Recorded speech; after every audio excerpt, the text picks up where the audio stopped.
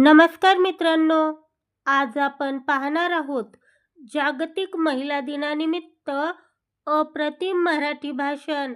चला तर मग सुरू करूया. तिच्या पंखात बळ आहे आभाळाला गवसणी घालण्याचे. तिच्या पंखात बळ आहे आभाळाला गवसणी घालण्याचे. तिच्या मनात स्वप्न आहे नवे जग घडवण्याचे. तिच्या मनात स्वप्न आहे नवे जग घडवण्याचे.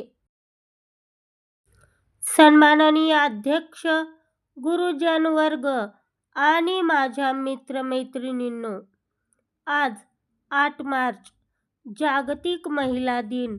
हा दिवस म्हणजे स्त्रीच्या कर्तृत्वाचा आणि तिच्या अस्तित्वाचा सन्मान करण्याचा दिवस आहे. आज आपण समाजात पाहतो की स्त्री ही केवळ घरापुरती मर्यादित राहिलेली नाही. तिने शिक्षणाच्या आणि कष्टाच्या जोरावर प्रत्येक क्षेत्रात आपले नाव उंचावले आहे. एकेकाळी स्त्रियांना शिक्षणापासून वंचित ठेवले जात होते, पण सावित्रीबाई फुले यांच्यासारख्या थोर स्त्रियांनी घेतलेल्या कष्टामुळे आज आपण मुली सन्मानाने शाळेत येऊ शकत आहोत. आजची स्त्री डॉक्टर, इंजिनियर, पायलट आणि अंतराळवीर बनून जगाला आपली ताकद दाखवून देत आहे. स्त्री ही कुटुंबाचा आधार असते. ती आई, बहीण, मुलगी अशा प्रत्येक भूमिकेतून घराला प्रेम आणि संस्कार देते.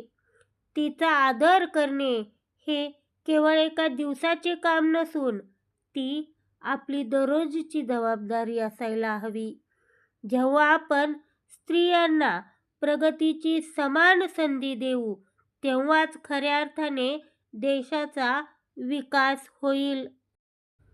ज्या समाजात स्त्रीचा सन्मान होतो, तोच समाज सुसंस्कृत मानला जातो.